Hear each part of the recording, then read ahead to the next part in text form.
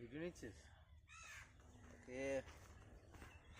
আমার অ্যাপসা দেওয়া গাছ, হ্যাঁ এটা তো অ্যাপসা দিয়েছি, এটা তো অ্যাপসা দিয়েছি, মাত্র একবার ইউজ করে এরকম এত সুন্দর একটা গাছ হয়েছে।